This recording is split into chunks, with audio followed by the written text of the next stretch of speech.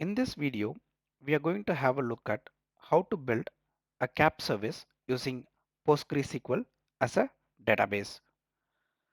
To initialize a CAP service, I'm going to create a folder called CAP Postgres, and inside this folder, we are going to initialize our CAP service. To do that, I will navigate to the terminal. In the terminal, navigate to the folder CAP Postgres and execute the command cds init. So what this command does is it's going to create you the artifacts required for the CAP service to be executed. As of now, the DB folder is empty and the service folder is empty. Our intention here is to learn how to set up the PostgreSQL database. So instead of spending time in the schema definitions, I'm going to add a samples over here by executing the command cds add samples. So this will declare a data model CDS file with the entity type book in it, and also that particular book entity will be exposed via the service. So we have our CAP service running. So if you execute the command cds watch, this will start the CAP server on the port 4004, and here you can see the CAP server has an entity called books, and it comes up with the local data which is defined here in the definitions. If you look at this uh, console log, here you can notice that this is starting via the SQLite database. So what the CAP server does is, by default, it connects to the SQLite as a database, and inside the database, it constructs the database table. And if we have defined a CSV file with the mock data, then it loads those mock data into those database tables, and then it serves them via the service. So that is what happening now.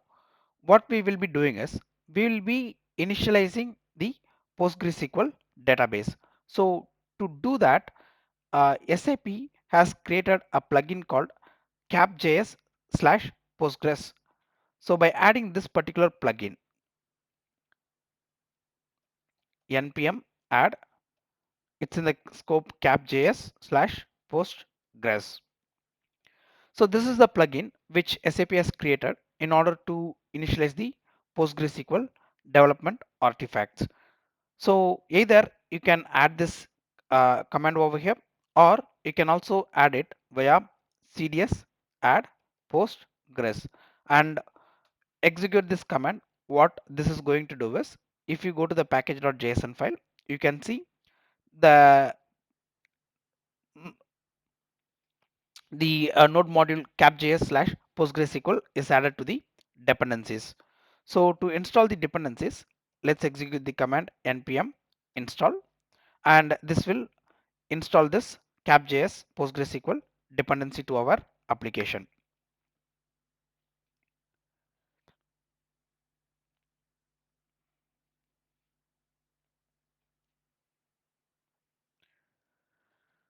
Now that we have added this postgre plugin, let's take a look at the environment variables cds env requires.db.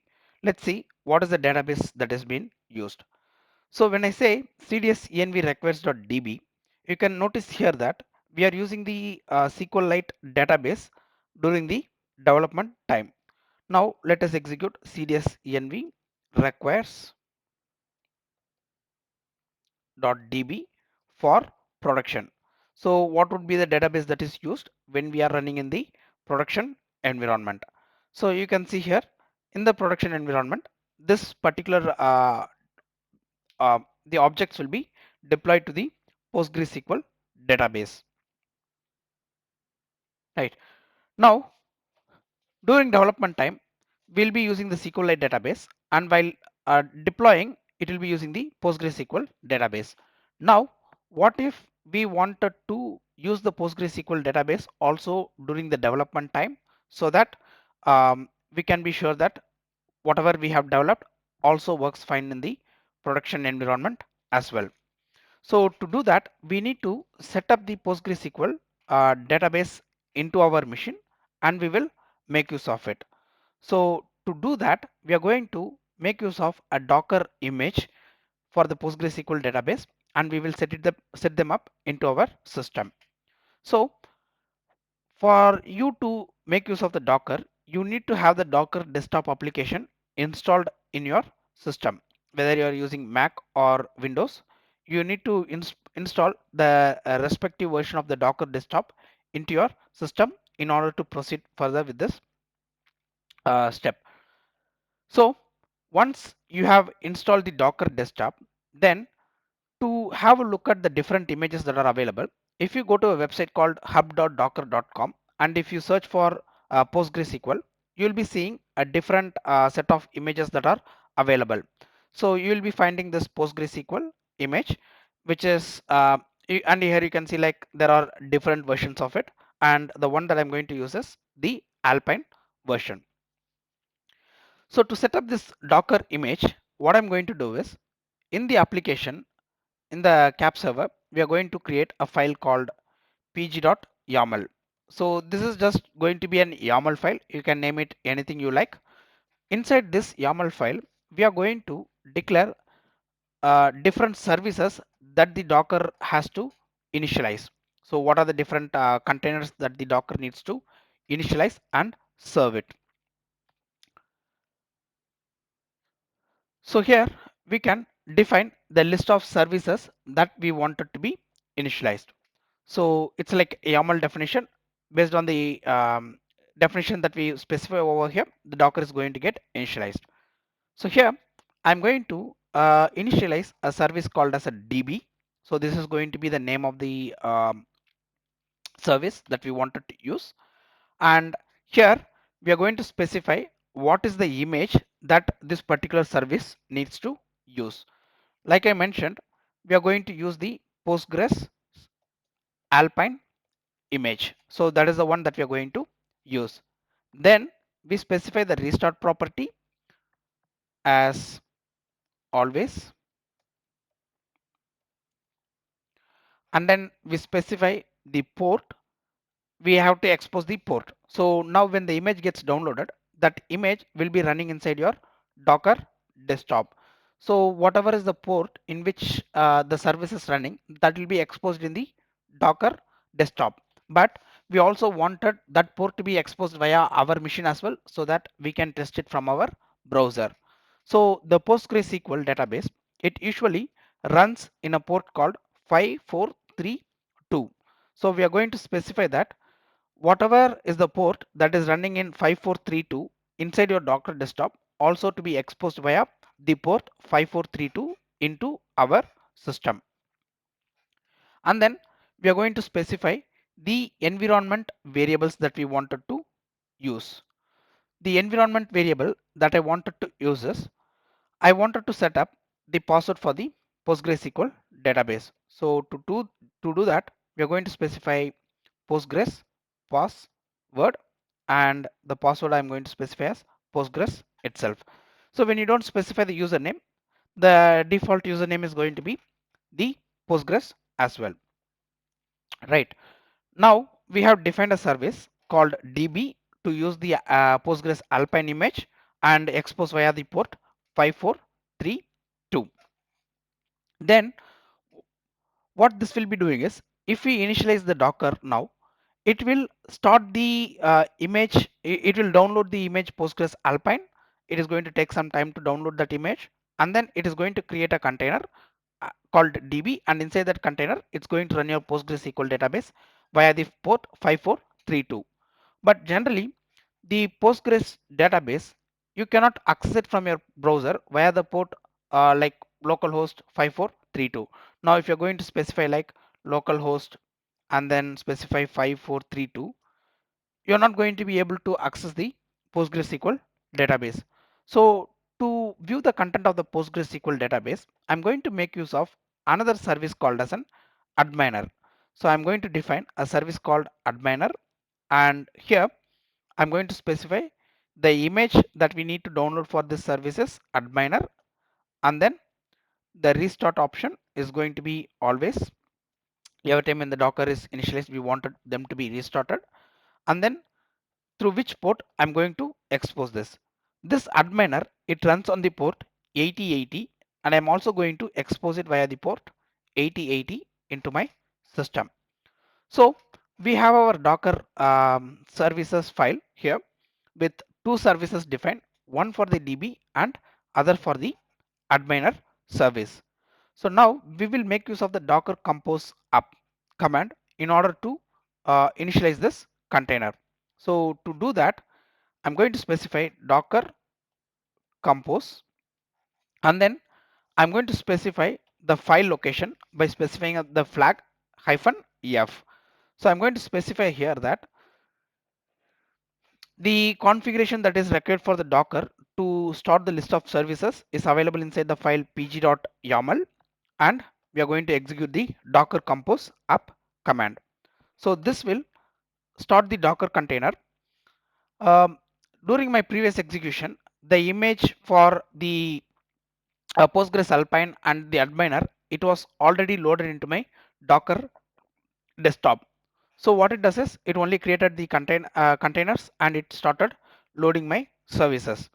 But if you're doing it for the first time, this is going to take quite some time to download those image. It might take like 10 to 15 minutes or so. So now here you can see that the service has started. If you go to the Docker desktop and if you go to the container, you can see with your project name, there is a Docker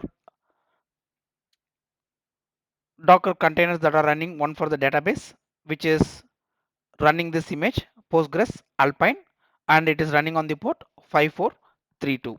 Likewise, there is one more thing called adminer. It is running the image adminer and it is running on the port 8080. So if you go to the images here, you can see this images Postgres and adminer. This is something that I have already downloaded, but when you execute the Docker Compose app, this image is going to get downloaded for you. Now to look at the database, we know that the adminer, it is running on the port 8080. If you click on the hyperlink, you can see the adminer open the access to the database. Here choose the database system as Postgres SQL, and then the server name here is going to be the one that you have specified over here as the service. So by default we have used the DB, and DB is the one that is used here as the server as well. So if you have provided a different name there in the YAML file, then you will have to use that particular name. Then I'm just going to specify the username password, that is Postgres, and the password is also going to be Postgres, and then you log in to your system. So now we have accessed the PostgreSQL database via the adminer, and here you can see that our it comes up with the default databases, but we will be creating our own database and we will be start creating our development artifact into that particular database.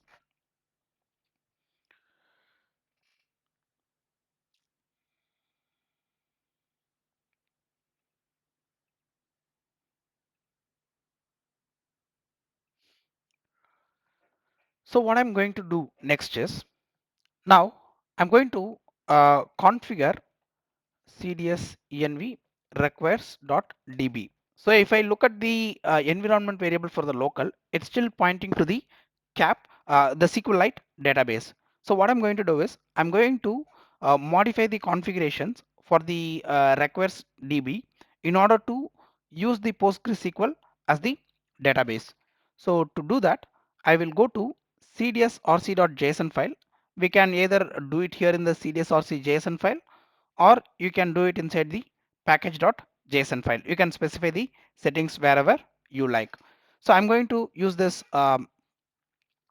cdsrc JSON file, and I'm going to configure my requires and DB, and in the DB we are going to specify the kind of the database that we wanted to use is Postgres, and then the implementation is via this plugin at cap.js/Postgres, and then we are going to specify the credentials.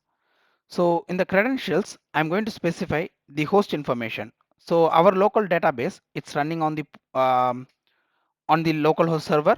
So we are going to specify localhost, and the port in which our database is running is it's running on the port 5432, and then I'm going to specify the user. The username is going to be Postgres, and the password also going to be Postgres, and then the database.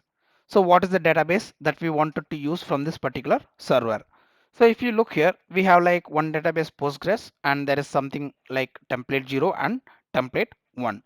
What we will do is we will create a new database called bookstore, and we will make use of this bookstore database. So here in the configuration in the database, we are going to specify the name of the database as bookstore. So now I have overwritten the requires DB configuration to make use of the PostgreSQL database. Now if I do env for the requires DB, you can see it's using this PostgreSQL as the database.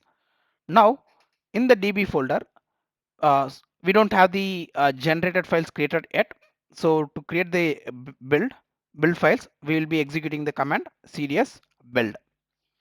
So the moment I execute the cds build command, now in the gen folder, if you see, you will be finding a folder structure called pg, which represent the PostgreSQL, and inside this you will be having your CSN definitions created for the PostgreSQL. Now let's deploy this using the command cds deploy. So here you can see it successfully deployed to the PostgreSQL that is running on the 5432 port. So if I go here and if I reload my database, now you can see the different tables which I have constructed in the schema definitions has been reflecting over here. Now let's say if I go to my service file and let me remove this read only. Let me annotate the books entity with at odata.draft.enabled as true. So I'm basically enabling the draft handling for this book entity. Now if I do cds build and if I deploy again, now you can see here the draft table is also available in here. So whenever we do a post operations, only the draft table will be getting updated first. After we do the successful activation, the actual table will get populated with the content. So to test that, let's say we execute the command cds watch to start the server, and here I'm going to create my test files called test.http.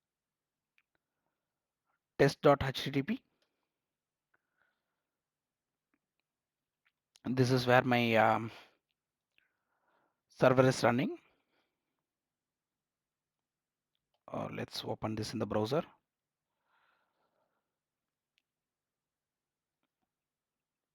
This is the path where we wanted to create our entity, and then we are going to specify content type as application JSON, and the data we wanted to process these three information. Let's say I will specify the ID for the book as 3, stock quantity as 200,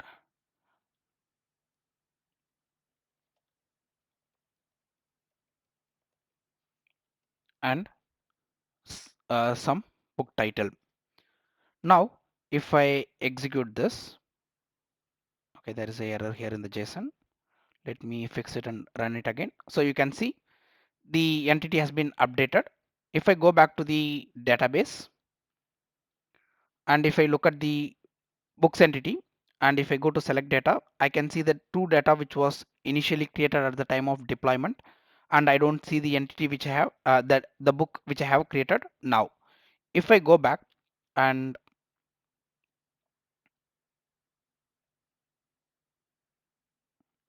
if I go into the draft and if I look at the data here, you can see the entity which I have created over here.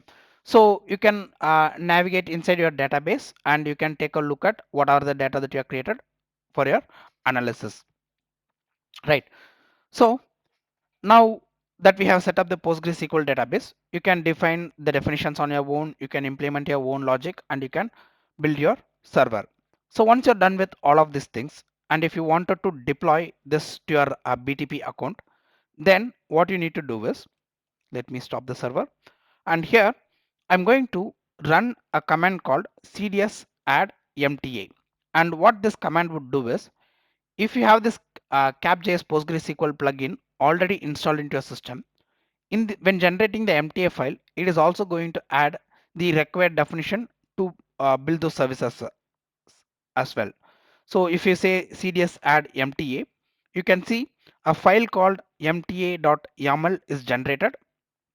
Let me close all this. So inside this, you can see here there is a deployer which was created for the PostgreSQL, and you can see there is a resource that is defined for the PostgreSQL. So here by default, you see here the plan for the service plan is development. I'm going to deploy it into my trial account.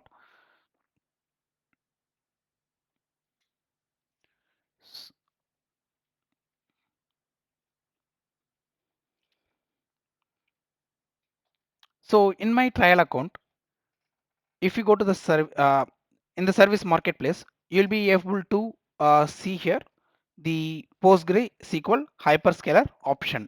So you need this service in order to uh, deploy your application using the PostgreSQL database. So this is available in the trial. I am using my trial account to do this deployment.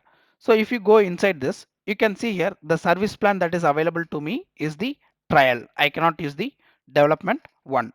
So I'm just changing this configuration to trial. And what I will do now is, we have our MTA YAML file, which has the service definition, which has the PostgreSQL deployer and the PostgreSQL database instance itself. So to set up the endpoint, I will deploy it to this particular endpoint.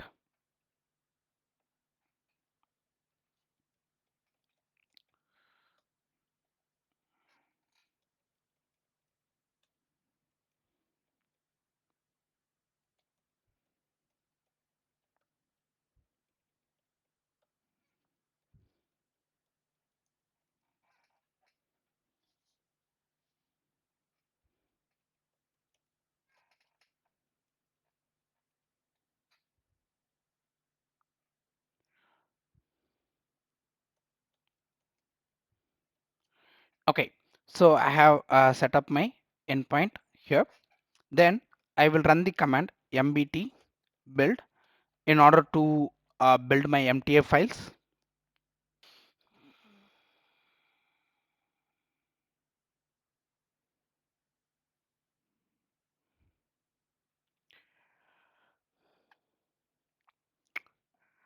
Uh, During build time, I was getting an error that this particular package was missing. So I had to install this package in the development dependencies, and then I had to rebuild this file.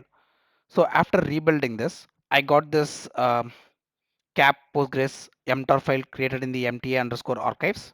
And here I'm just going to deploy this using the command cf deploy. In the mta archives folder, we have the file cap Postgres mtar. So I'm just going to initiate the deployment for this. Um, During deployment, I had an error that it could not find the module at sap/access security. So to fix that, I added cds add access UAA in order to do the access UAA authentication, and this would add the access SAP access security file. And now we should be able to do a rebuild and deploy the application.